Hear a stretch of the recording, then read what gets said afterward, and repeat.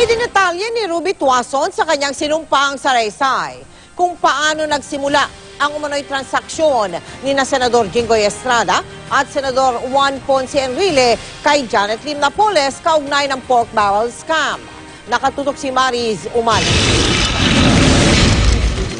Sa sinumpang salaysay ni Ruby Tuason, lumalabas na ilang taong tumanggap ng kickback umano si Senador Jinggoy Estrada kahit hindi pa niya personal na nakikilala si Janet Lim Napoles. 2004 daw nang unang banggitin ni Tuason kay Senador Estrada na gusto siyang makausap ni Napoles kaugnay sa kanyang pondo sa Philippine Development Assistance Fund o PDAF.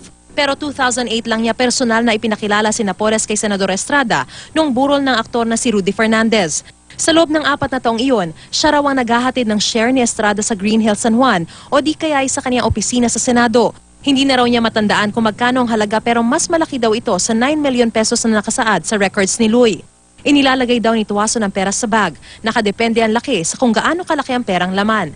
Ang kauna-unahan daw na perang iniabot niya kay Estrada mula sa pakikipagtransaksyon kay Napoles ay noong September 2004 sa halagang 5.7 million pesos. Yun lang, nakansela raw ang transaksyon sa di niya malamang dahilan kaya ibinalik nila ang pera kay Napoles. Pero nalaman niya mula sa records ni Louie na natuloy ang transaksyon sa pamamagitan ng isang matranilyo. Inihatid daw ang halagang halos 12 million pesos sa bahay ng isang Justa Tantoco sa Dasmariñas Village. Wala na siyang ibang binigay na detalye tungkol kay Tantoco. Pagkatapos daw ng 2008, natigil ang paghahatid niya ng pera sa senador dahil tila dumirekta na raw si Estrada kay Napoles matapos silang personal na magkakilala. Batay na rin sa accounting records ni Ben Herloy.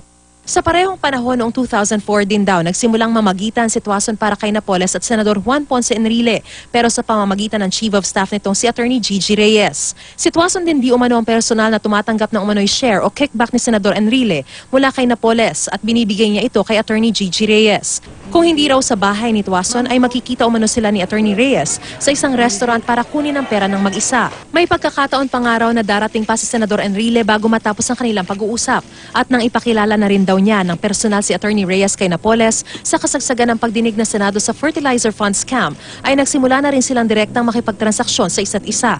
Natuwa si Ben Herloy sa paglantad ni Tuason. Patunay daw ito ng kanyang pagsasabi ng totoo. Corroborate lang sa statement lang ni at yung kinonfirm niya yung mga allegations namin, yung testimony. So sobrang saya ko dahil lumabas si Ma'am Ruby. Tungkol naman sa Malampaya Fund Scam, sinabi ni Tuason na 2009 daw nang maghanap si Napoles ng koneksyon sa Malacanang. Ang nakahanap ng koneksyon ay ang kanyang kapatid na si Remy at ang koneksyon daw ay si Attorney Jess Santos, abogado ng nooy unang Ginoo na si Mike Arroyo. Pero di na raw niya nasabi ito kay Napoles. Kalaunan, ipinagpaalam ng kapatid kay Tuason kung pwedeng gamitin ang kanyang bahay bilang pick-up point ng pera para kay Attorney Santos. Pagkatapos ng sunod-sunod na raw ang mga delivery ng pera sa kanyang bahay para raw sa isang Department of Agrarian Reform project. Pero di niya alam para kanino. Nalaman na lamang daw niya na mula pala ang pera sa Malampaya Fund nang mapanood ang balita tungkol sa investigasyon sa scam. Dahil daw nakukonsensya na si Tuason at nais itong linisin ng pangalan, kaya niya voluntaryong ibinigay ang testimonyang ito. Mariz Umali, Nakatutok, 24 Oras.